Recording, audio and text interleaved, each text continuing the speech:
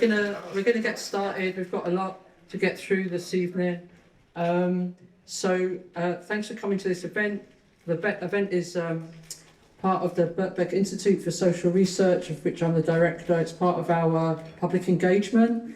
BISR is an institute at Birkbeck, cross-faculty institute, which works on interdisciplinarity and methodologically innovative social research that focuses on social inequalities, and we aim to amplify that and support that in the college. And we particularly focus on issues of important public interest, and there are a few matters perhaps at the current time which are of more important public interest than the Israeli assault on Gaza. So this event, we have a number of speakers who Avia, our chair, another colleague at Birkbeck, is going to introduce. And then after each introduction, the speaker will speak for between 20 and 30 minutes, and then at the end we'll have hopefully time for a Q&A, and then we have an opportunity also to kind of mix and talk outside in that area where you came in there. Okay, thanks very much for coming, and I'll hand over to Avia. Hi everyone, my name is Avia Saraday. I'm a lecturer in criminology here at Birkbeck. I'm also organiser with the Black Jewish Alliance and the Jewish Bloc for Palestine, and it's a real honour to be asked to chair this meeting today on solidarity of Palestine organising against scholasticide, and also thinking about what it means politically and culturally, and dare I say spiritually, when scholarly spaces are being disrupted, when our scholars are being murdered, what that means for us spiritually, politically, and culturally. I'll just do some introductions. So, Dr. Nadia Nassar Najab is a senior lecturer in Palestine Studies at the European Centre for Palestine Studies, University of Exeter. Previously was assistant professor at Birzeit University, Palestine. She's the author of Dialogue in Palestine, the People-to-People Diplomacy Programme and the Israeli-Palestine Conflict. Her research is based on first-hand experience and original data collection, and focuses on the Palestine-Israel peace process, Palestinian education and Palestinian resistance. Thank you very much. Thank you very much. Thank you. Thank you, Professor Karen, for inviting me, and thank you, Matthew, for fixing logistic and technical issues. Thank you all for coming. It's great. It makes me feel that Palestine is still relevant. And this is a timely topic because the majority of Palestinians involved in education system face challenges of considerable scope and intensity. These obstacles have significant impact on educational development, attendance, and learning outcome. I have been involved in the Palestinian education system as a student, a school teacher, a university lecturer, and personally experienced the impact of Israeli repressive measures, including when my graduation from Birzeit University was postponed by 1 year due to repetitive closures. And this is the period when I studied at Birzeit, that's the number of closures during that period. So yeah, it was delayed by 1 year. In my own and other cases, Israel's interest in education extends as far as impeding it, with this being consistent with other forms of service provisions such as health. Colonialism operates through the education system, and Sandy Grant, a professor of political science and Native American and indigenous studies, in referring to the Native American experience, observes, quote, "Indian education was never simply about the desire to civilize or even deculturalize a people, but rather from its its very inspection, it was a project designed to colonize Indian minds as means of gaining access to Indian labor, land, and resources. End of quote. Indeed, in the midst of the current war, Netanyahu has made his future vision for Palestinian education all too clearly, asserting in early November of 2023, and quote, "We have to demilitarize Gaza after the destruction of Hamas. We have to de-radicalize Gaza, and that will take some time, especially work on mosques and on schools. That's where children imbibe their values.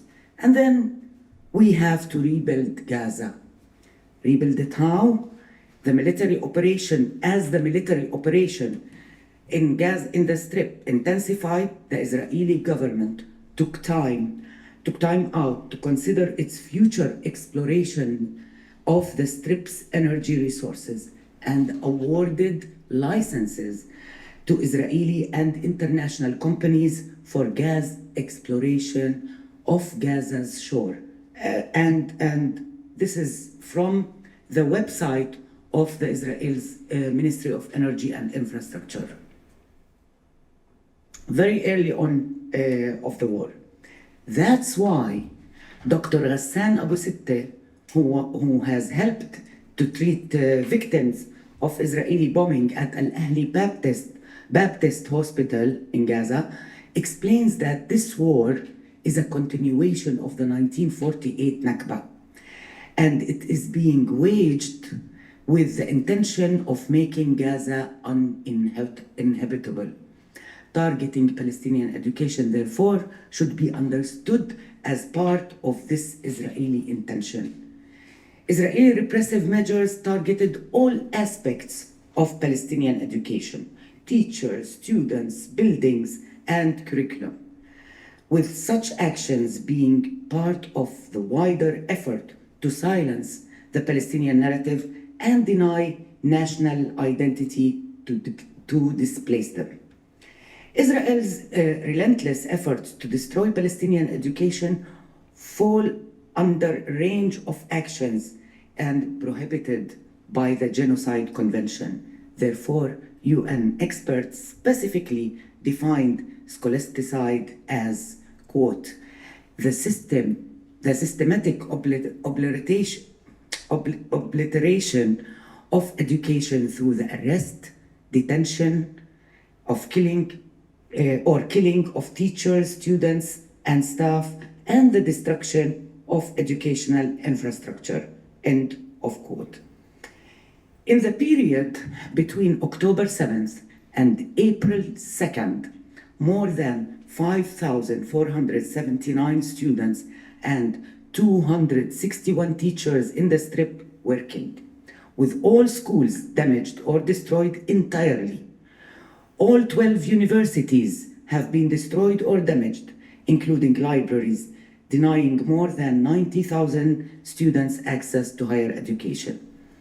Also, the education of 625,000 students have been interrupted by the war. And as if taking a great pride in all of this, the Israeli army posted on social media a footage of its forces detonating explosive that destroyed Al-Isra University. I'm sure you've seen this clip in the south of the Strip. And on January 17th of this year, as in the case of an Israeli soldier posing in front of burning books in the Islamic University Central Library in the Strip. Prominent academics have also been killed. December 2nd of 2023, Professor Sufyan Taye, the president of Islamic University and ranked among top 2% of researchers in the world in physics and applied mathematics, was killed alongside his family. 4 days later, Professor Rifat Al-Arir, a poet, a writer, also was killed when the Israeli forces targeted his sister's house where he had taken shelter. Israeli airstrikes on the Strip damaged and destroyed also cultural and archaeological sites as well. Israeli effort to constrain and limit the development of Palestinian education predate the ongoing war and even the contemporary wars in the Gaza Strip. It is therefore essential to understand and assess these events in the wider political context and the context of colonization. And I refer here to the categorization of Palestinians. In 1948, Israel expelled more than 700,000 who became refugees in neighboring countries, with about 120,000 Palestinians became citizens of Israel, Palestinian citizens of Israel, but living under military rule until 1966. Palestinians in the West Bank and Gaza were, after that, respectively, subject to Jordanian and Egyptian rule, until 1967, when Israel seized the occupied territory and imposed a military rule on the inhabitants. After Oslo II came into effect in 1995, Palestinians were divided in further subcategories, with the West Bank divided into A, under full Palestinian, well, not full, but supposedly under Palestinian control, B, joint between Israelis and Palestinian Authority, and C, under full Israeli control, which amounts to the 60% of the West Bank. This is the division post-Oslo. And you see, this is the largest area of Area C is where the Jordan Valley is. It's this area, all of it. And this area, by the way, it's the bread basket for Palestinians. It separated, Oslo separated Gaza from the West Bank and imposed a permit system on Jerusalem here. So Jerusalem, by the way, I want to make this clear. When I say West Bank, according to international law, it includes the West Bank. Because sometimes people say West Bank and Jerusalem. It's not correct. So, but the issue is that it is separated by a permit system. So for example, I am not a resident of Jerusalem, so I need a permit to enter the city. But we are all West Bank. So it separated the Gaza Strip from the West Bank, separated Jerusalem from the rest of the West Bank, and became subject to a permit system. So non-Jerusalemite would need Israeli permission to enter the city. Moreover, Israel rejects the Palestinian refugees' right to return as granted in the UN Security Council Resolution 194. Even before the establishment of Israel and in the mandate, the targeting of Palestinian education was part of the wider collaboration between the British colonialists and the Zionists. In his submission to the Peel Commission of 1937, which was set up to investigate the revolt, the Palestinian revolt of 1936, one Palestinian educator complained to the British that Palestinians did not control their own education and that the British troops shot at students near the schools. By the way, the Zionists had complete control over their education system in contrast to Palestinians. This continued in the Nakba, with the Palestinian citizen of Israel, Ilyas Nasrallah, in his autobiography describing how Israeli army targeted teachers in the Nakba. And he says it's a strategy that targeted the society. This is because he refers how Israel arrested his two uncles, one a fighter and one a teacher. The Israeli army and militia looted Palestinian property, including 70,000 books left behind by Palestinians who were expelled or fled in terror. The books are kept now at the National Library of Israel at the Hebrew University, where they are maintained by the custodian of the absentee property. And in early 60s, 6,000 of these books were categorized as abandoned property. Khalil al-Sakakini, a Palestinian poet, scholar, and a teacher who died in 1953, had to leave his house in the Katamon quarter of Jerusalem. He later mourned his library that he left behind in his home. And now his house, by the way, became the Women's International Zionist Organization's Center of Operations. This is how he mourned his books, and I'm quoting. "Farewell, my library. Farewell, the house of wisdom, the abode of philosophers, a house and a witness for literature. How many sleepless nights I spent there, reading and writing. The night is silent and the people are asleep. Goodbye, my books. I know not what has become of you after we left. Were you looted, burnt? Have you been transferred to a private or a public library? Did you end up on the shelves of grocery stores with your pages used to wrap onions?" End of quote. After the State of Israel was established in 1948, it censored Palestinian education, imposed an Israeli curriculum, and scrutinized the Palestinian education system, including teachers, students, and of course the curriculum. School teachers and principals were appointed based on their political view, not qualification, with any appointment needing to be approved by the Israeli General Security Service, and worked in the Prime Minister's office, and could expel teachers without explanation, barring them from working in any educational institution. A recent example is Professor Nadira Koverkian, who was arrested this year over comments made in a podcast, and she was accused of inciting terrorism and violence.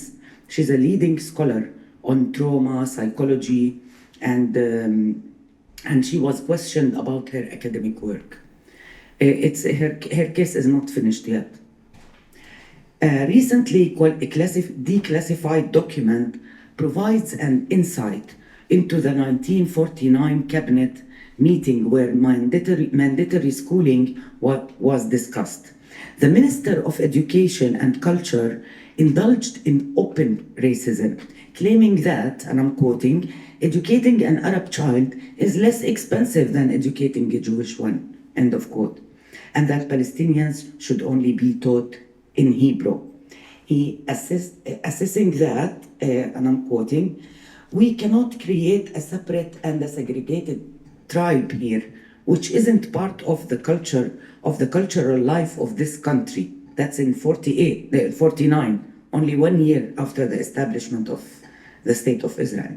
The state should do something so that these schools can continue operating, but only in Hebrew. To this day, by the way, the gap in the allocation of resources that this minister spoke of still persists. The obstacles placed in front of Palestinian education were part of broader efforts to restrict and impede Palestinian development. 2 declassified Israeli state archive documents reveal in the minutes of meetings held February 1960 and July 1965 to discuss policies for Palestinian citizens of Israel. In the 1960 meeting, here is what the head of Shin Bet Security Service said, quote, "As long as they are half educated, I am not worried, and all the laws must be applied, even if they were not pleasant." In the other meeting, the 1965 meeting, the Deputy Director General of the Israel Lands Administration, here's what he said, quote, "That a day will come in another 10, 15, 20 years when there will be a situation of a certain kind with a war or something resembling a war, when the basic solution will be a matter of transferring the Arabs. I think that we should think about this as a final goal. Colonial policies subsequently developed on the model of both meetings. After 1967, occupation of the West Bank and the Strip, immediately Israel began to settle both territories, which is considered to be part of its homeland, or Greater Israel, issuing thousands of military orders, including those that targeted Palestinian artistic and cultural activities. Soon after occupying Palestinian territories, Israel began to target Palestinian education. End of August 1967, just 2 months into the occupation, Israeli Ministry Order number 107 banned 55 books. And November 17th, another military order issued banning a list of books to be used in schools and colleges, with both any Nakba-related material and celebration. These are the things that concerned the occupation. Nakba-related material, celebration of Arab unity, a historical achievement, all of these were censored. When teachers protested and called for a strike, Moshe Dayan, the then Minister of Defense, told the mayor of Nablus and other dignitaries that he was ready, quote, to eliminate people if the security of Israel is threatened. See, they look at, Israel considers education as security threat, or as security, within that security context.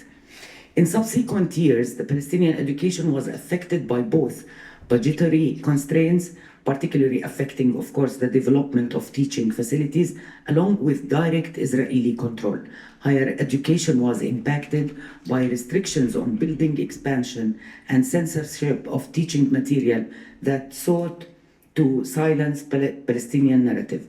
International academics visiting universities had to sign a loyalty oath, in which they had to renounce support for the PLO and any other resistance organizations under the threat of being deported if they failed to honor it. In the first Intifada in 1987, Israeli military orders closed universities and more than 1,000 schools for months, and also criminalized home or off-campus education, resulting in an arbitrary arrest of students, teachers, and lecturers. This was the same case as when they closed school, when the university, when I was a student.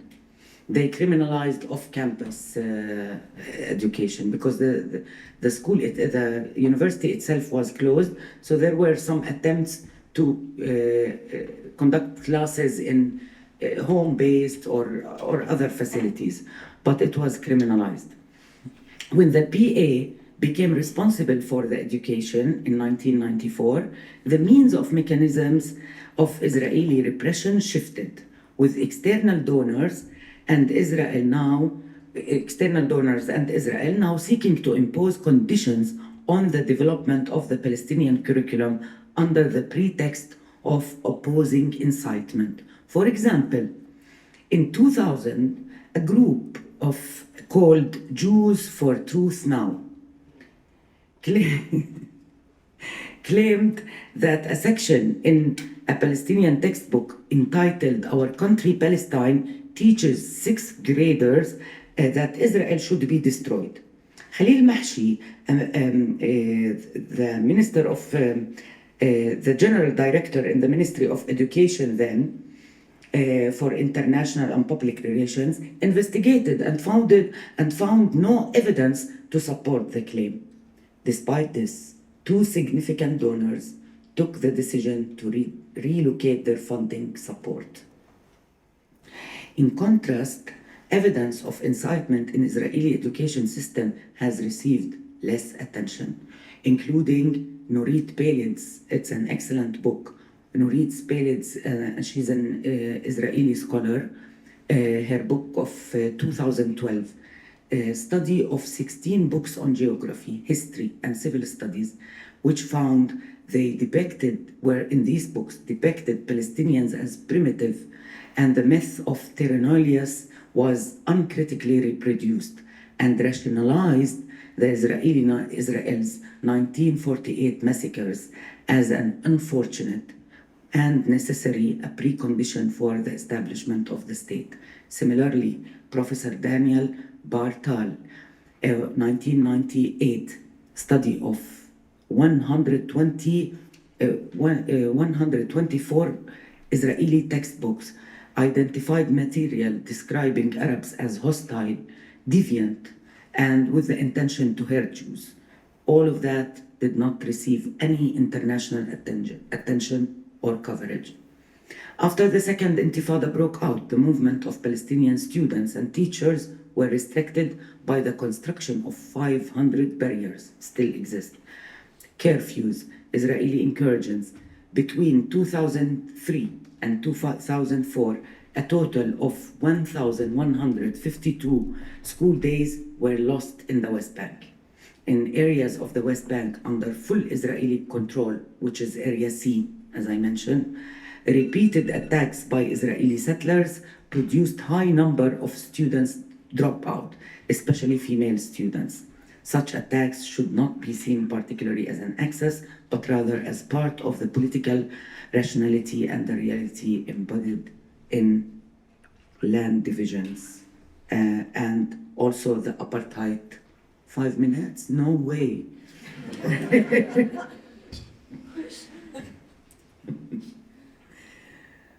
What shall I do with all the material I have? Okay.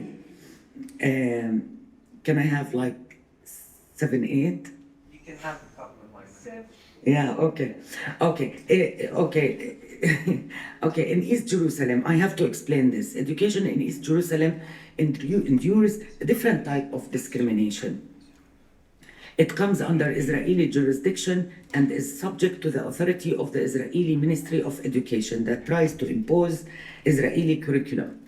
The Jerusalem Education Administration censored and made changes to Palestinian textbooks as a consequences, and I'll show you how. That's the apartheid wall, and for Jerusalem in particular, many about 120,000 Jerusalemite with Jerusalem identity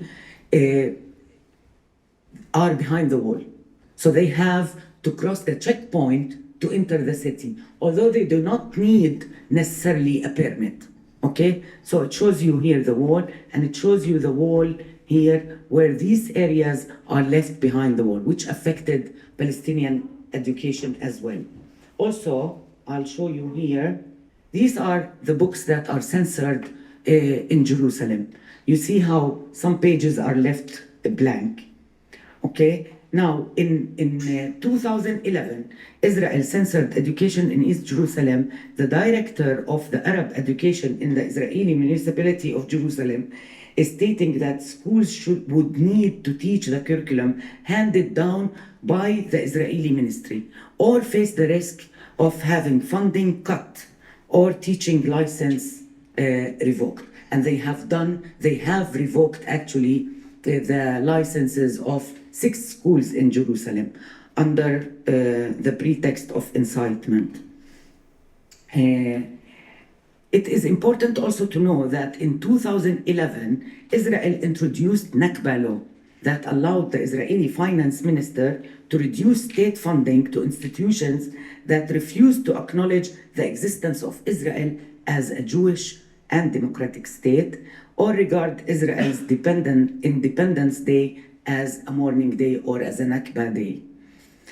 Such efforts intensified also after the Trump administration moved the U.S. Embassy to Jerusalem in 2018 when Israel allocating funding under 5-year plan and used it as an incentive for Palestinians to accept the Israeli curriculum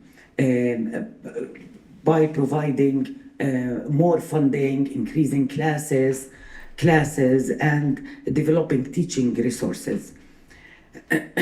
I will stop about, there's a lot to talk about, in particular, Jerusalem, because they've tried to resist it, and they are still trying to resist it.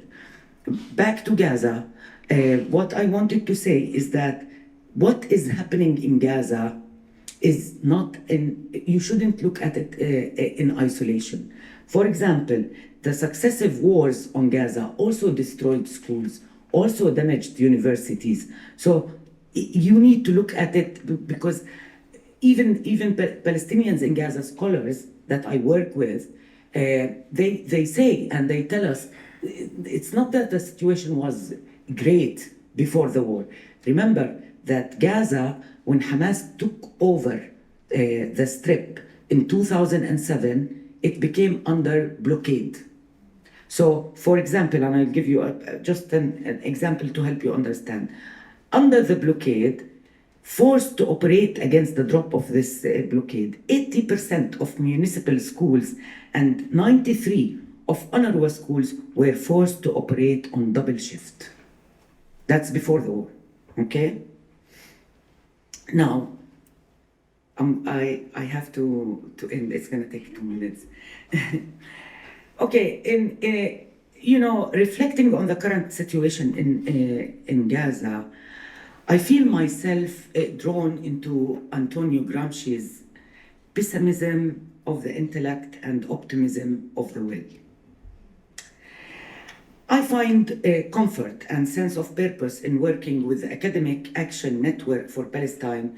It is a global initiative through which academics from around the world seek to contribute to rebuilding of the Gaza Strip's higher education system. With close cooperation, of course, with West Bank universities like Birzeit and Al-Najah, and by consulting closely with scholars and academics from Gaza. The academics we work with note that the situation was already grave before the war, as I mentioned, with universities relying on student fees to function. Now that this income has gone. Academics and support staff no longer have jobs. In our work as academics, we are also compelled to recognize the role of Israeli universities have played in supporting the Israeli army and government. This has been the case, by the way, even in 1948 and before the war. The Hebrew University, Technion in Haifa, and the Weizmann Institute south of Tel Aviv were enlisted into the government's work with the Haganah, the leading Zionist paramilitary organization, establishing science corps on all 3 campuses that researched and refined military capabilities. The universities manufactured biological weapons. Yes, Hebrew University in particular, the microbiology doctoral students developing a typhoid bacteria that poisoned Palestinian water, and not only Palestinian water, also it was used against the Egyptian and other Arab forces in the war. The operation, by the way, is entitled Cast Thy Bread.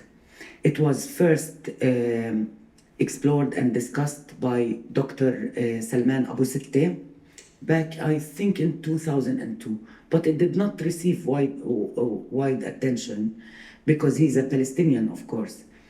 However, last year or the year before, an Israeli scholar wrote an academic article, co-authored an academic article, and said exactly the same as Salman Abu Sitteh. It received wide attention.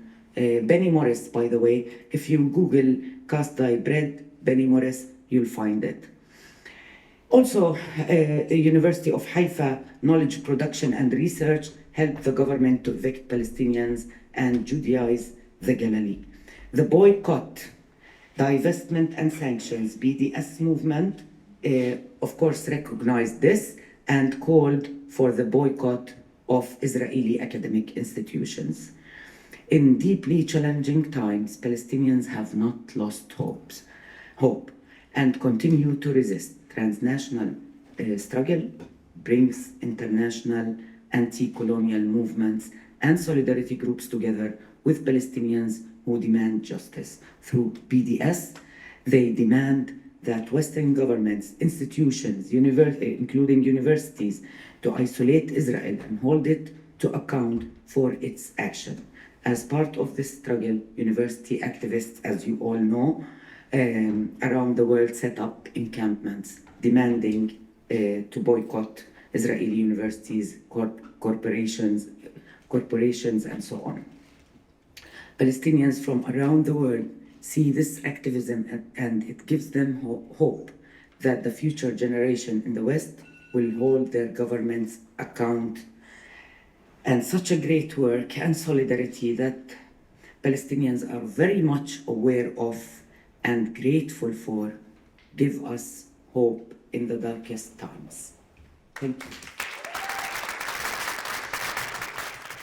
Thank you so much for that, Nadia. That was amazingly comprehensive historical context, and I felt treacherous cutting you off. I could listen to that for hours, to be honest. So thank you so much for that.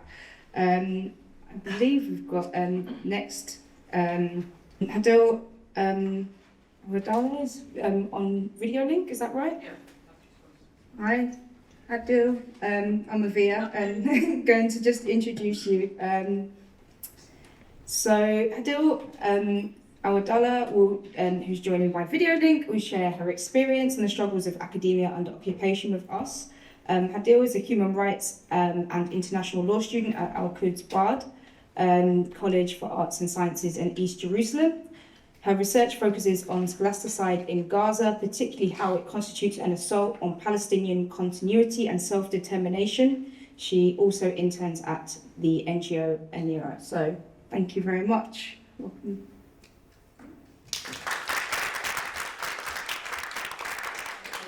Thank you for organizing this event, for taking time out of your day to join us.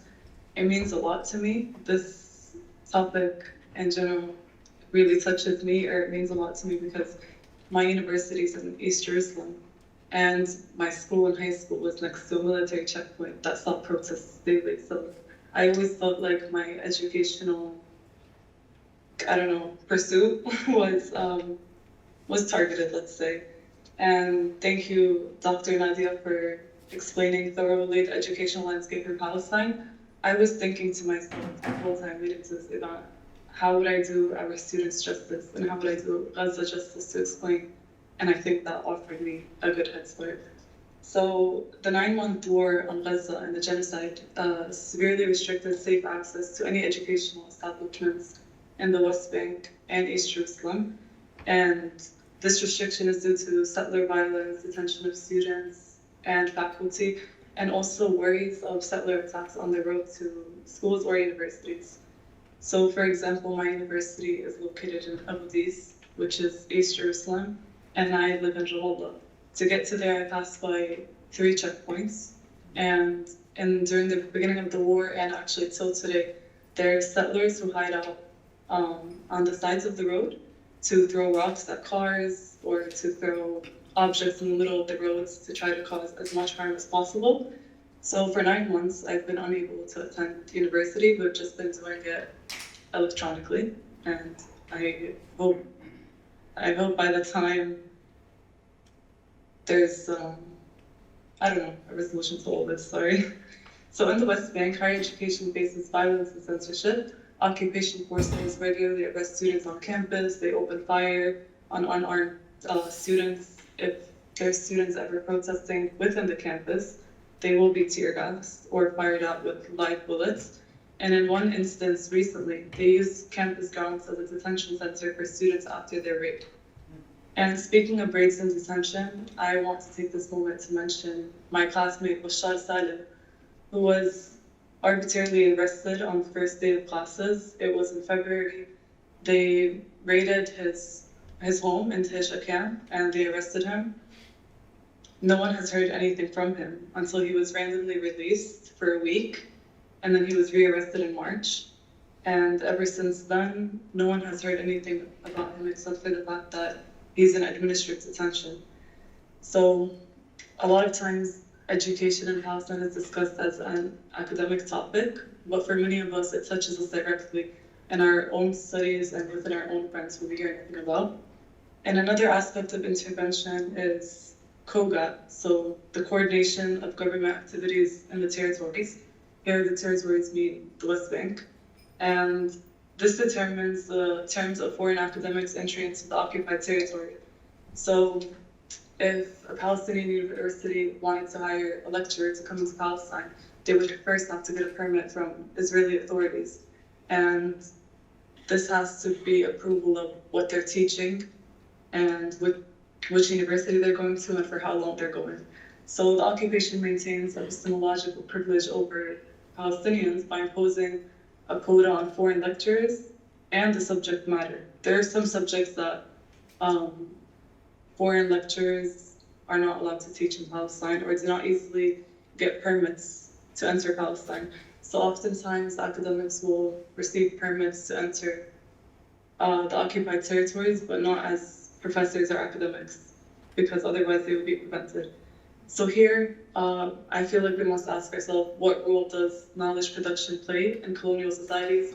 And again, to reflect what Dr. Nadia said about Antonio Gramsci, I feel like these conversations should always be connected back to theories of knowledge production and who gets to produce knowledge and whose knowledge is worthy and whose knowledge is not worthy in colonial societies. So these repressive policies hinder collaborative research and intellectual exchange and leave Palestinian academics and students isolated. Further, it delegitimizes Palestinian intellectuals and decision makers as agents capable of their own knowledge production.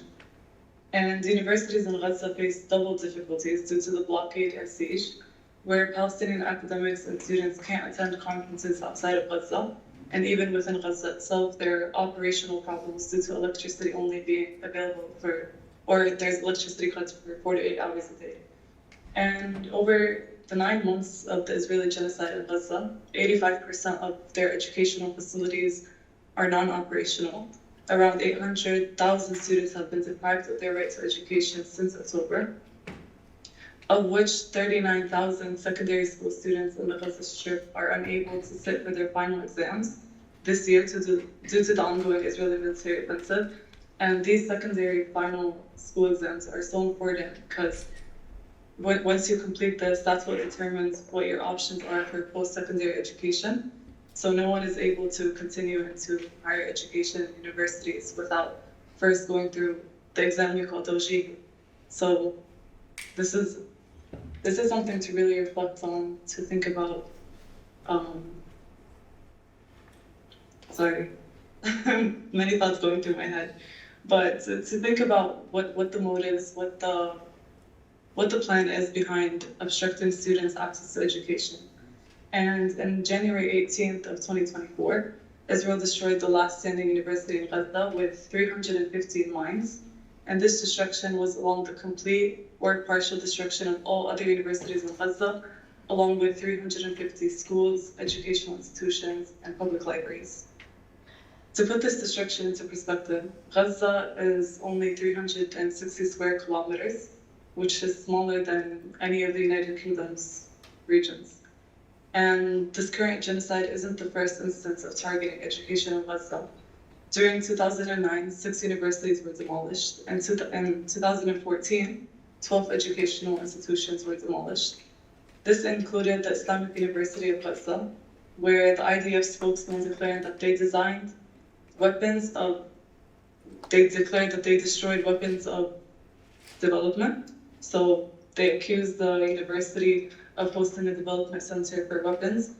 And then soon after, the defense minister came out and declared that they were developing chemical weapons. So even within their own narratives, there is an inconsistency. But still, this was all done with complete impunity. No one questions it, of course. And this is why I think it's important to recognize that Israel is not the only entity responsible for violence against Palestinian educational institutions. Asians such as journalists, news anchors, academics, and presidents have all used language that enables scholasticide. For example, American President Joe Biden's acceptance of Israel's claims regarding the Al-Ahli Baptist Hospital attack without regard to the Palestinian eyewitnesses' testimonies. Mainstream media also marginalizes Palestinian voices by labeling reports from the Gaza Ministry of Health as Hamas run. This is a complete attempt at delegitimizing any Palestinian narrative or perspective. And the manipulation of language creates epistemological privilege, which allows certain voices to dominate while others are silenced. This is why the Western world expects Palestinians to capitulate and accept their fate as refugees. And in the context of the genocide of Gaza specifically, this privilege manifests in the uncritical acceptance of Israeli perspectives by Western media and political figures. There is unquestionable complicity of the media in echoing Israeli rhetoric, thereby shaping public opinions and obscuring the reality of Palestinian struggle. This is why, in my opinion, the struggle for knowledge is not only an academic pursuit, but an important component of resistance and liberation. And this is my presentation for today. I don't want to take up too much time. I'm very honored to be amongst these amazing speakers and panels, and thank you all for joining us.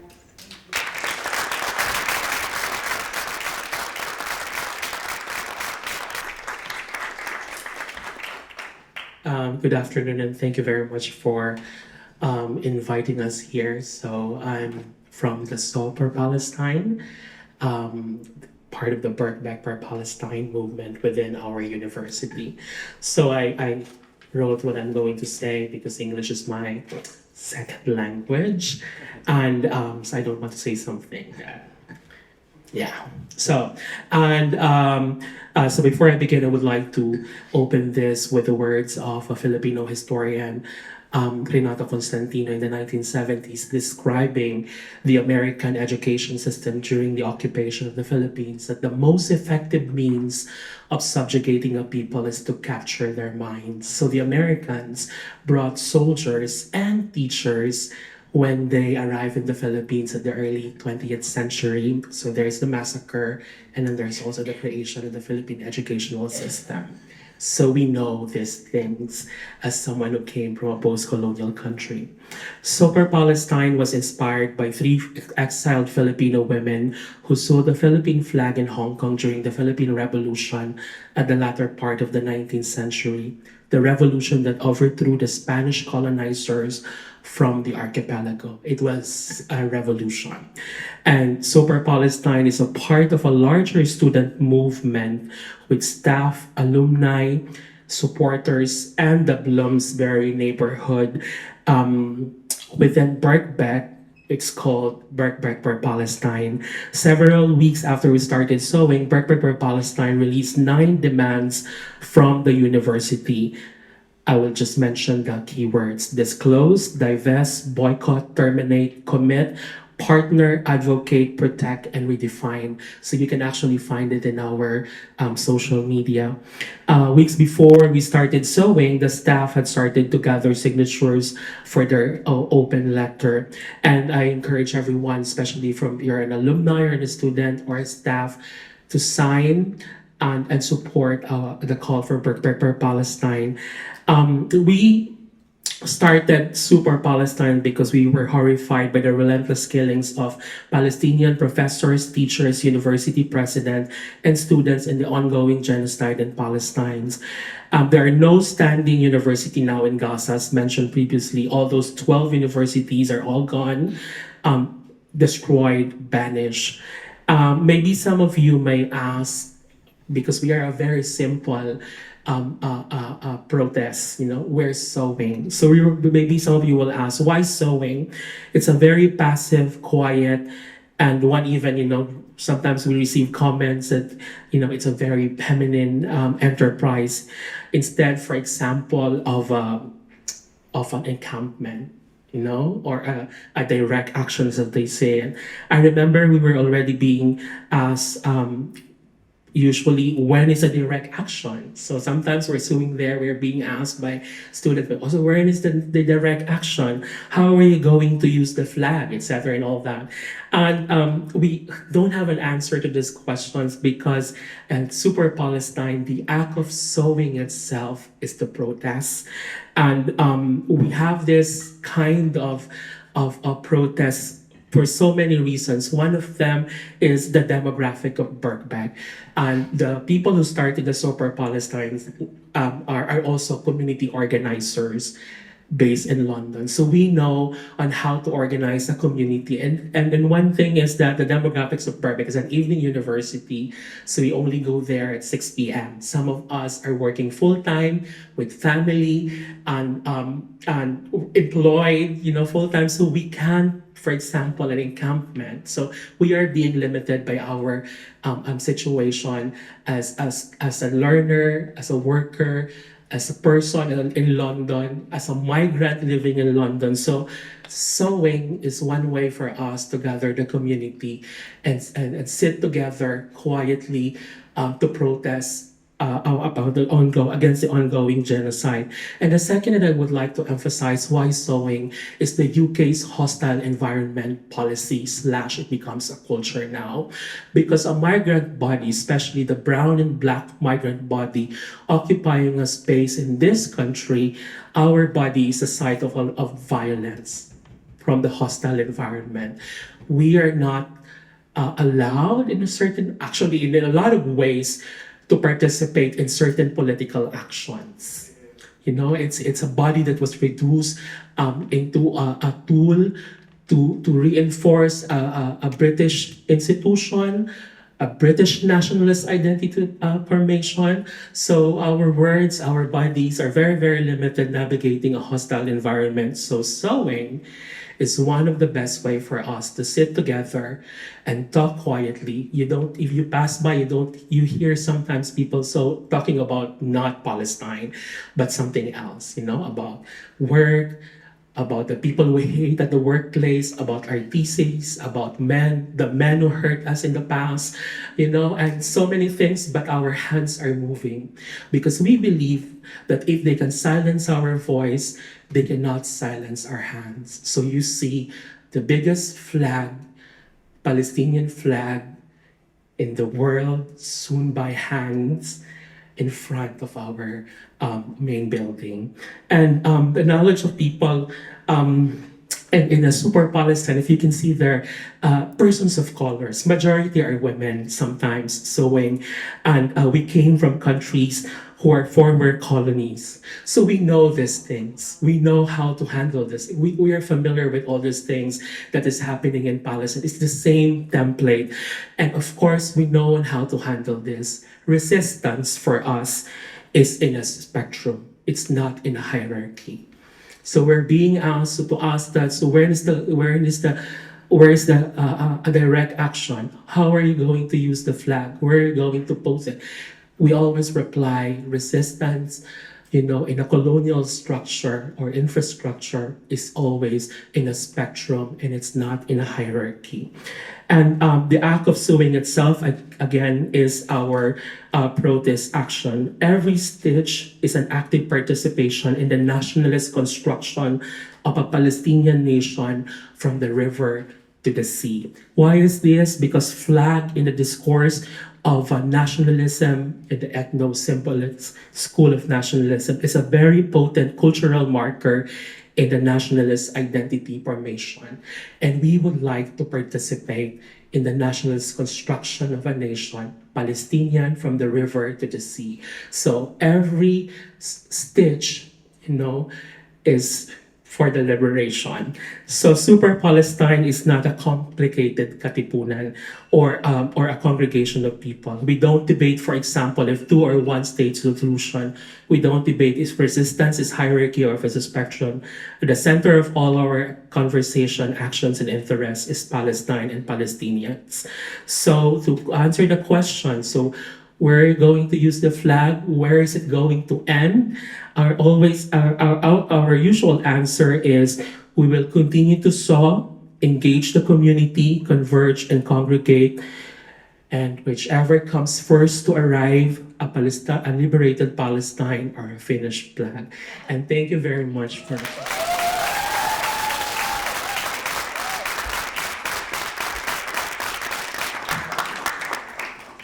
Yeah, hi. Thank you so much for having me. I'm Haya. I study law and international relations at SOAS. I'll keep it really brief. So today is day 64 of our encampment, and I'm just gonna quickly say our demands. So obviously, disclose details of all university investments, divest from companies complicit in genocide, terminate the university's banking and lending arrangement with Barclays, cut ties with the University of Haifa. So the University of Haifa is built on colonized Mount Carmel in Palestine, which in 1948 saw its population ethnically cleansed from 61,000 to 4,000. This institution trains colonial officers who go to work in the IOF while simultaneously allowing them to obtain a university degree. So obviously, part of the money that we pay into our education should not be used to fund genocide and also the ethnic cleansing of the Palestinian people. There's also commit to supporting Palestinian education and the rebuilding of Gaza's destroyed schools, hospitals, and universities, and to establish partnerships and exchanges with Palestinian institutions and academics. Guarantee the right of students and staff to free expression and the targeted repression of Palestine solidarity activism on campus, and revoke the new anti-protest policy, and to advocate for the UK government to implement an immediate arms embargo on Israel and to use all leverage to effect an immediate, unconditional and permanent ceasefire. And it's really important to note that I think the only university in London or in the UK that has an anti-protest policy is SOAS. So it's extremely repressive. They're trying to actually permanently exclude a student from the university. And there's been a petition that was just sent out today, and we'd really appreciate all the support for it to be circulated everywhere. The most important thing about our encampment, though, is there's two things. So the first thing is we always like to ground ourselves as to why we're there in the first place. And the most important thing is that we're centering our martyrs and we're centering the people of Gaza and the people of Palestine everywhere. It's really important that when we walk onto campus, when we walk into our institutions, that we know that as students that we have a responsibility to decolonize our curriculums, because we know that Western academic institutions, they like to illegitimately redefine the struggles of the occupied people, and one person can make a change. I mean, a lot of my comrades, we sit in lectures and they'll speak about 1492, Christopher Columbus, the white colonizers, but that logic of settler colonialism is never ever applied to Palestine, and we're seeing settler colonialism in its highest form today. So it's really important that we speak up, and when one person speaks up, the next will be encouraged to, and it will create a chain reaction. And yeah, it's really important political education to politicize the masses. So we do a lot of amazing teach outs from different academics. Students actually give teach outs, people from the wider community from different organizations. And this also links to something else I want to say, is that Palestine is our umbrella of resistance. As a comrade who's here, he said this the other day. So Palestine, we link all our struggles under the umbrella of Palestine, because Palestinians teach us what it means to resist. They will be the ones to set us free. This is a global struggle for liberation. And for example, we see Palestine also as a regional struggle and as an enemy of all the Arab people. I mean, as an Egyptian, I know that the government and Sisi's regime, they do not represent us as the Egyptian people. None of the Arab regimes do. And it's really important to hold them accountable for their crimes, because we know that their partnerships, their positions of authority are solidified by ties with the Zionist entity. And they know that Palestine is a focal point, and that once Palestine is free, their authority and dictatorships as rulers will be under threat. But I just want to end by saying that the most important thing is to continue to show up for the students and their encampments, continue to show up to the teach outs, to politicize everyone that we see. And as students, we have a responsibility to globalize the student movement. We've seen how big it is. It will continue to grow even further, because we know that we learned from previous struggles. For example, the student movements during Vietnam in the 60s, apartheid South Africa. And we know that we will be the generation to make a change. And because today is the 8th of July, I just want to mention 1972, Ghassan Kanafani was assassinated. and we need to remember his legacy always. We continue to read his books, we continue to politicize the masses through his texts. He is an incredible figure, and we continue with his revolutionary spirit, which is why I do want to end on his quote and leave you with this. So, Ghassan Kanafani said, "Everything in this world can be robbed and stolen except one thing. This one thing is the love that emanates from a human being towards a solid commitment to a conviction or cause." Thank you very much.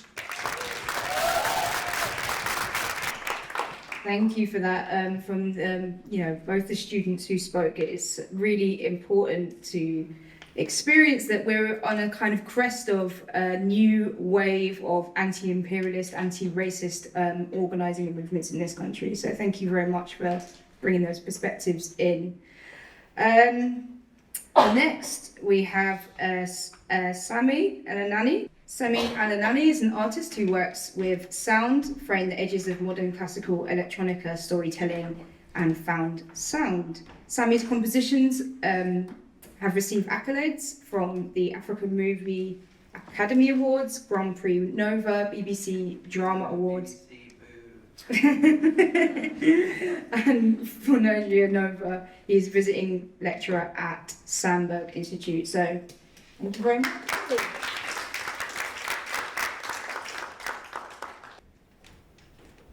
So, I thought I would talk to you about my journey since October the 7th as an artist, and how that has fundamentally reorganized my life.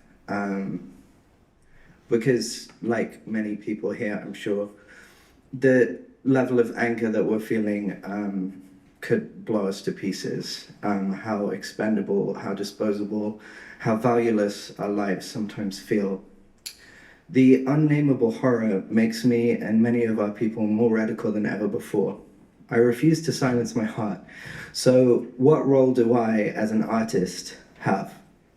What possible role can art have in the face of such horror? What good is art when the world feels like it's over? I'm weary of anyone that knows what to do in this moment, honestly, apart from maybe the last two speakers. All I can say now is that my entire existence needs to be completely reorganized as a fight against neoliberal, hyper-consumist colonial capitalism, and that reorganization has to be with the guiding belief in revolutionary struggle, resistance in all its forms, as the first and last solution to achieve liberation. What good are words beyond their metaphysical power? Someone once told me that all money is from hell. And while this seems to ring true, it was clear to me that the relationships I had developed with institutions laced with genocidal intent over the last 10 years, I've been working with these places, from the Tate to the Barbican to the ICA. Don't be fooled, the ICA is rotten to the core. The BBC, all these institutions that used to pay me, I can't accept their money, and they need to be boycotted, in my opinion. Like many, my career started to fall apart, and I let it willingly for a time. I couldn't really justify the lies that artists seem to tell themselves to existing within these structures. How do you write music when the world is over? How can we stomach anything other than the resistance in whatever form when the world is as good as over? In November 2023, I was told by a director at the BBC that an executive producer in a meeting had said to make everyone's life easier and fire Sami. That's me. This was a direct response to my vocal and active engagement in protest movements here in London. At this moment, the only thing that seemed to matter to me were the protests, and I used my knowledge as an artist to build sound systems, educate people on how to build them. I started putting all my energy into this. We screened radical cinema, mostly Palestinian films, on the streets of London. This work felt more necessary than writing melodies at the time. I started running workshops on chanting at the mosaic rooms with the purpose of bringing people together to express themselves and bridge gaps between various liberation movements. Eventually, I don't know how everyone else is feeling about this, I became disillusioned and quite burnt out by the protests. Every week, I'd organize film screenings, sound systems for various blocks, provide audio solutions for direct action, and while the work was and is still probably necessary, I decided that these forms of solidarity, with the exception of direct action, seemed unconstructive to me. Perhaps protest is talismanic by nature, giving room to shout together. And while I will never disregard the metaphysical power of collective prayer, I felt an urgent need for effect. One thing that had given me some semblance of strength through this period was a community of Palestinian artists I met through performing at Exist Festival in London in September 2023. I'm not sure if I have. Yeah, there's some Exist. Exist Festival was founded in Palestine with the aim of building bridges between artists, musicians, DJs, curators from Palestine and across the globe. Its broad transnational family were united in a desire to use art to impact their environments in critical ways, and through their engagement with anti-colonialism in the context of Palestine and beyond. It was here at Exist I made contact with Elias Anastas, co-founder of the Wonder Cabinet, through this festival, and we were keen to start thinking of ways of establishing a project in Bethlehem. The culmination of this thinking and collective will was Sound of Places. A sound-based gathering that focused on the sonic aesthetics of places.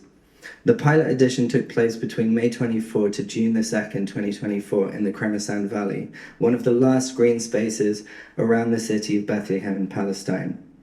The residency developed over the first months of 2024 at the Wonder Cabinet and through lots of online conversations, and culminated in a 10-day public program involving sonic artists, artisans, designers, visual artists, and the nuns at the Kremesan Monastery, in conjunction with the workshops, conversations, collective healing activities. 3 sound sculptures were created and placed in the landscape, activated by wind, rain, humidity, dew, sun, by the interactions with visitors, or by blending composed sonic spaces with live sounds from the landscape. The installations resonated with the valley and with each other together. Together, they created a repository of sounds that speak to the spirits of other environments, landscapes, both close by and on the other side of the world. So this is an image of the Kremesan Valley, which is the last open space accessible to Palestinians in Bethlehem. And that's the sordid fucking settlement on the other side of the valley. Boundaries of Palestinian cities are systematically threatened with expropriation. In the last 3 decades, and ever more since the Oslo Accords, the fauna, flora, and the human presence in the natural landscape of Palestine have witnessed the progressive transformation of the territory. Their features evoke natural landscapes, climates, histories, and ultimately reflect the violence deployed by the occupation forces to further suffocate the communities living in and around the last accessible green space.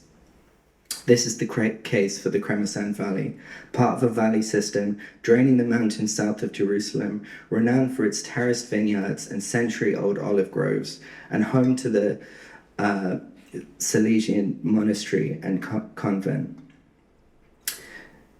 This place of rich biodiversity, cultural and historical significance is squeezed between the 2 major settlements of the Bethlehem area, which lies beyond the segregation wall built by Israel in the early 2000s. Since then, segregating families, disrupting traditional farming practices. Against the background, efforts persist to preserve the valley's heritage and ecosystem amid ongoing occupation, land theft, and the continuous threat of eviction.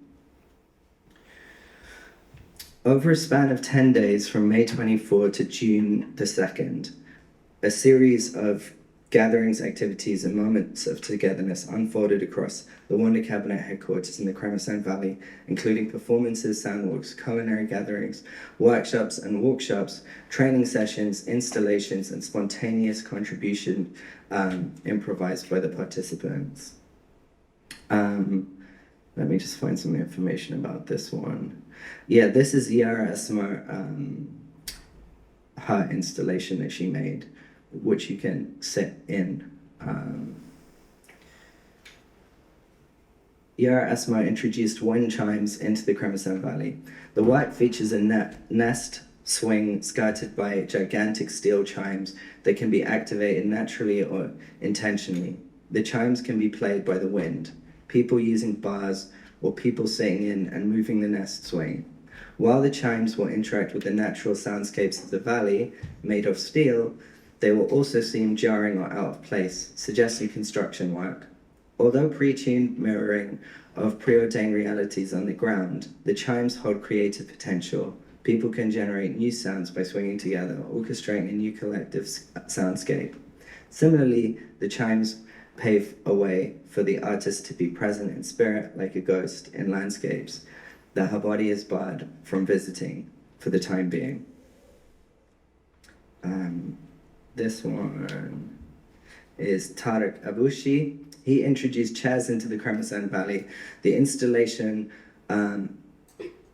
basically had speakers hidden across the valley, and this is a parabolic shape. You can't see it, it looks very 2D, but it's actually more of a cone shaped, and it has a way of kind of trapping sound. So there were very small speakers kind of hidden in the landscape, and they would ricochet off these cones, and you could just sit very privately with the sounds. Hidden speakers were planted across the valley, offering a soundscape collage based on themes of hope, fear, and devastation. It will entwine the valley's sounds with reverberations from Palestinian reality. In conversation with the notion of disruption, the work just juxtaposes the theatrics of politics with the reality of when you sit in that chair. I wonder what it means, okay? With drones, bombardments, and colonial construction. While Kremesan Valley has its own story of local joy, it is also an audiovisual microcosm of Palestine, a place which one can only witness before the quarries chip away at the landscape, imposing new sounds and alternate plans. What else should I tell you about? I would love to show you some clips. We'll see if that's possible.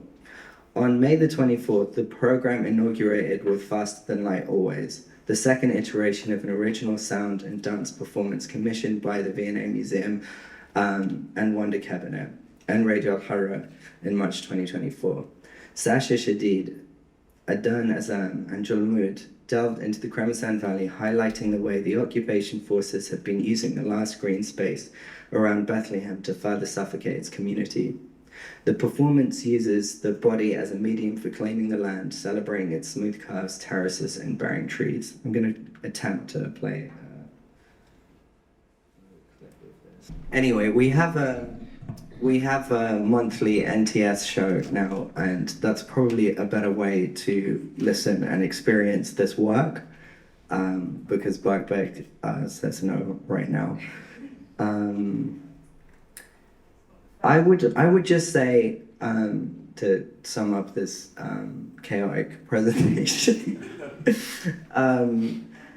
that I still really struggle with the mental of an artist in these times. There were moments when I performed at the Valley that perhaps I remembered why it's important to create, and I don't remember who said it, but someone said the opposite to violence is creation, not non-violence.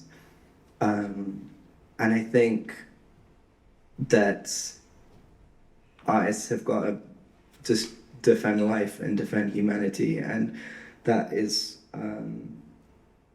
that has to be the only motivation. Otherwise, yeah, I just don't think you're a very good artist. Yeah, and on the theme of education, there is a gallery that's really, really struggling in East Jerusalem called Al Mamel. And the next thing we're going to do is start a film school there for 10 young students. And it looks like we have that funded now. So, and we will twin that with a film school here in London called Other Cinemas, and there'll be like an exchange program where the students in Palestine can show their films in London, and the London students can show their films at Al Mamel in East Jerusalem, and hopefully this will be something that allows the artists in East Jerusalem to feel less alienated, because we talk about the Israel boycott, but the boycott on Palestine is extreme. They're very alienated there, and I suppose working closer with those institutions seems to be a more useful way of being an artist, and shedding all the gross institutions here that have blood on their hands seems to be what I'm doing. So if anyone has any desire to get involved, please talk to me afterwards, because we have various roles when it comes to organizing, whether it's from curating or film screenings or helping run the film club. There's plenty of ways you can help. So thanks very much.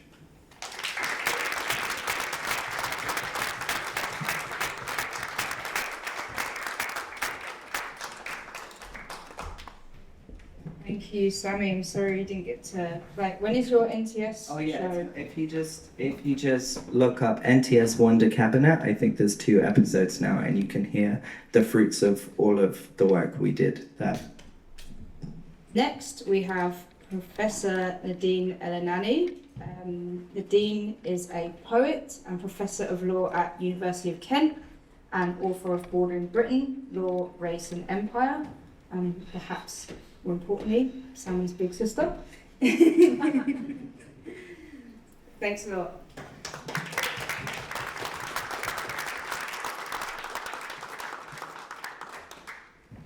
Thank you, Avia, and thank you so much, Karen, for inviting me to say something today. What Sammy was saying really resonates with what I'm going to try to talk about or think with you about, which is the struggle with this sense of what's the point in doing what we do when there's a genocide happening. And we're talking today on a day when this figure, which I just don't know how to. What, Karen? Sorry to do that. I just wondered if you wanted the. Oh, my image. Yeah, but I don't know any idea how to make that happen. Just need to press the PC, I think, and then project. PC. That's that. Oh. Wow. Why is it so easy for me and so hard for Sammy? I didn't plan this, I promise. It's the kind of thing a big sister would do so as not to be upstaged by her little brother, but I honestly didn't. Okay, cool. Thank you very much. So this is just an image for now, but it will become apparent what it refers to. It's a still from Maya Masteri's film, Frontiers of Dreams and Fears, but we'll come on to that. What was I saying? Yes, today the figure that has been released around sort of a conservative estimate for deaths being 186,000 Palestinians. I was in a bit of a work hole today, and Avia said that number to me on the way over, and I feel sick. But of course, we've known all along that the figures that we've been hearing are ridiculously low, but you know, I think 186,000 is a conservative estimate as well. Anyway, so to come and talk about writing or being a scholar in this moment and having the privilege of still doing that when what's happening is happening feels really odd. And I suppose that's what I'm going to try to think through a bit today. So this very short paper is titled Singing in a Cage is Possible, and this is a line from a Mahmoud Darwish poem. Mahmoud Darwish is a Palestinian poet who died in 2008. So I'm going to start by reading a poem by Mahmoud Darwish. It's not the one from which that line is taken. This poem is called The Girl or The Scream. On the seashore is a girl, and the girl has a family, and the family has a house, and the house has 2 windows and a door.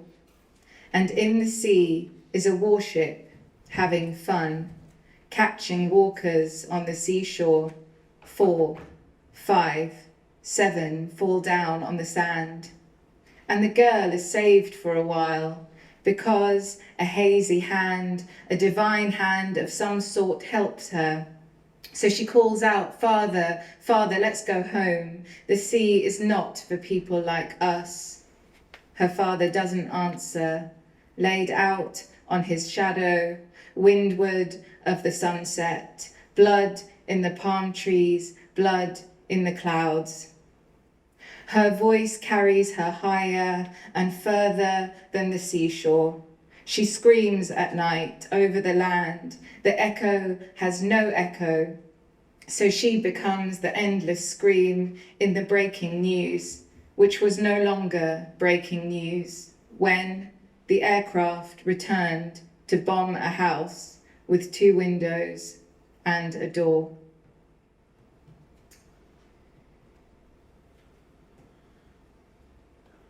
So, if it's all right with you, I'm going to read a short set of reflections about what it is to be a writer in this moment, and then read one of my poems.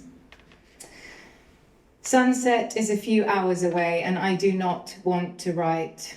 I am hurling self against self while a real war rages.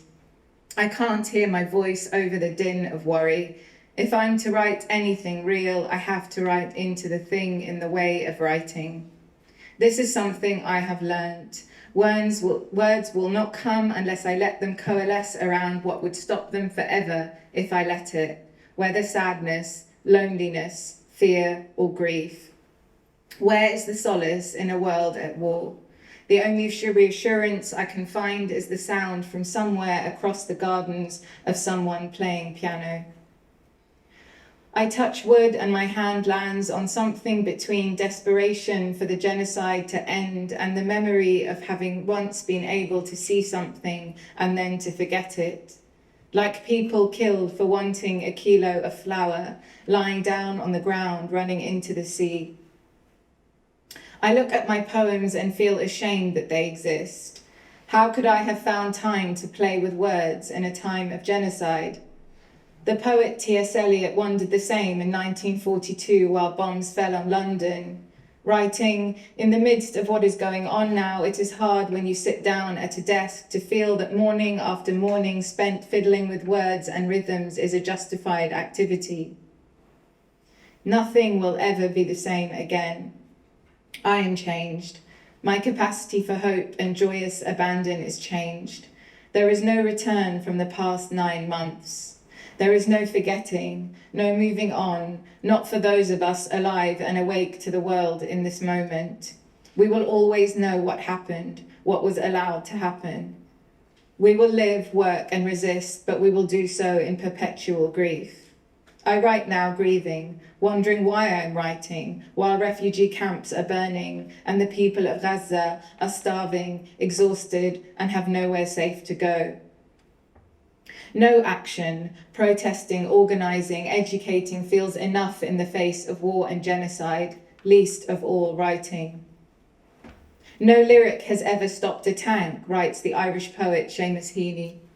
Yet poetry is a kind of writing in the sand that holds attention for space, for pure concentration, he writes, a focus where our power to concentrate is concentrated back on ourselves. A poet friend recently described the poems I have written in response to war as being effective because, she said, you know where you stand in relation to war. And that emotional sensitivity to your positioning comes through. Her words felt true and allowed me to recognize something. I don't write political poems with the intention of communicating a political message. Those that address war are written in the same way as all my poems. An image descends powerfully, often presenting itself or being accompanied by a line. And I write outwards from that place of concentrated feeling, building the poem around it and never straying far from it. Any political conclusion is incidental. It is present only insofar as it is adjacent to or a thought product of the feeling state of the poem. The poem itself exists solely as a means of locating myself in what feels like a chaotic and painful state of living. This is to say, my poems will not change the world. My poems will do nothing. But as Heaney writes, faced with the brutality of the historical onslaught, poems are practically useless. But they verify our singularity. They stake out the awe of self which lies at the base of every individual life. I know that were it not for writing poems, political or otherwise, I would lose sight of my position in relation to myself and the world around me. Writing allows me to be still for the time it takes to make a poem and to organize the resonances the world produces in me, whether shock, pain, fear, or love. The momentary placing, grounding, locating of the self in relation to the world that is enabled by writing allows for the integration and expression of the most appalling conditions.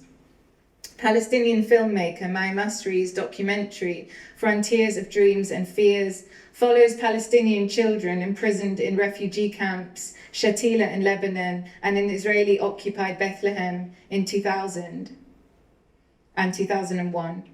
They write to each other, the children, forming deep friendships through their exchange of letters.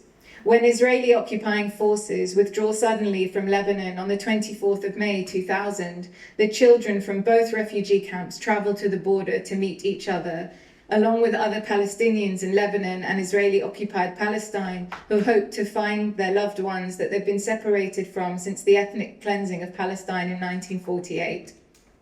The Nakba, the catastrophe, saw the massacre of Palestinians and the displacement of 750,000.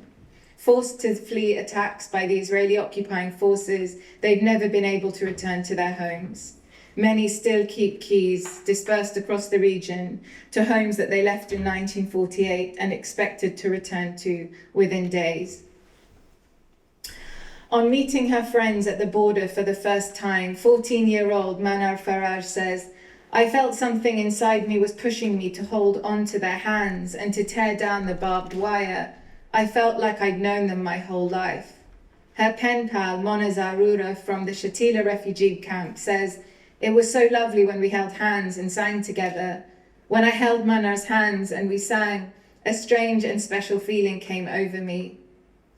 Mona has a dream she knows will never come true. I wish I was a bird, she says. At first I wanted to be a butterfly, but a butterfly is so beautiful that people will try to catch it and trap it in their notebooks. I don't want anyone to shut me in. On returning to Shatila, a young Palestinian boy tells his friends, who look on with deep emotion and concern, that at the border, half of me was inside and the other half was outside. It felt strange, as if the half that was inside was pure and the other half was dirty. I can't describe how I felt. The pain of living under colonial occupation and imprisonment causes people to dissociate in mind and body. The heartbreak at being physically separated from the people and land to which he feels deeply connected is overwhelming, and he can't be fully present. The border is emblematic of his oppression, a reminder of his rejection, displacement, and defilement by the occupying forces.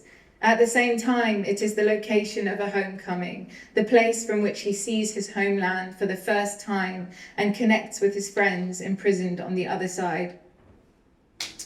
Language, writing letters, and being given a space to articulate feelings seems to restore the children, even if painfully, to themselves, to a place of profound understanding and reckoning with their condition, with life under occupation and displacement.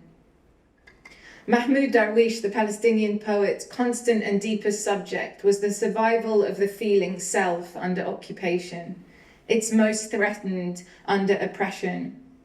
I know they're strong and can invade and kill anyone, he says of the Israeli forces, but they can't break or occupy my words.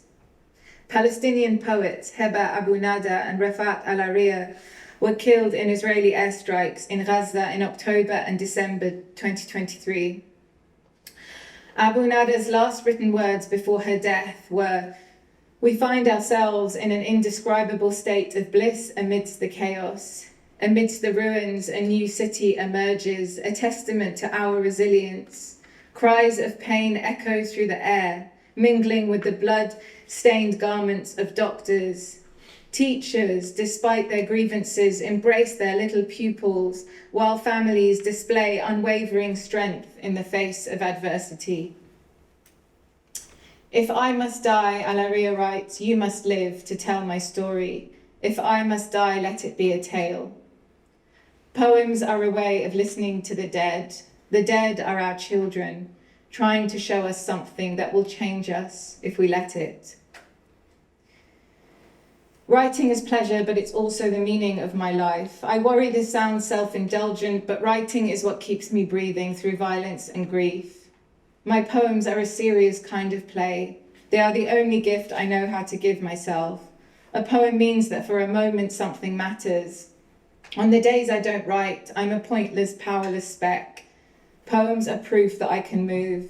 If I can make something moving, maybe I can reach you too. Poems are a hand outstretched. They mean I'm not alone in my grief. The piano is no longer being played, but I still hold inside me the solace of its sound. Darwish writes singing in a cage is possible, and so is happiness. Heba Abu Nada and Rafat al-Ariya never stopped singing from inside their cage. Mona and Manar held hands and sang together where the bars of their cages met. Birds sing now as the light fades. The air is still, but there is always something moving. The clouds are pebbles, stepping stones lit by the sun. It's quiet, but for the flutter of wings, a dog's bark, a pigeon's call, my words are the same, the only sound I can make in this moment. Here is the sun now, coming through those pebbles, rising from the deep, even as it sets. So finally, I'm going to read a short poem I wrote in response to this image, which I found very moving. Frontier, 24th of May 2000, after May Masri. When the way was clear to the border, they travelled on buses for miles, stalked by soldiers spitting gum. The people paid them no mind, hearts set on seeing their land and meeting the strangers they loved. They called out surnames, held photographs, 52 years old, passed prickly pears over razor wire, sacks of apples and bread. They loosened watches from their wrists, unclasped the gold from their necks. So you'll never forget me, I'll never forget you. They cupped the earth, filled pockets with home. Let me kiss you, said a boy to an uncle, and cocked his head, slid it clear of the metal spikes, pressed his lips to the old man's face. They clung to the border, their palms a perfect fit between the barbed parts of the wire. Fingers finding that space between one threat and the next, as if peace were a resting place and freedom a thing to hold.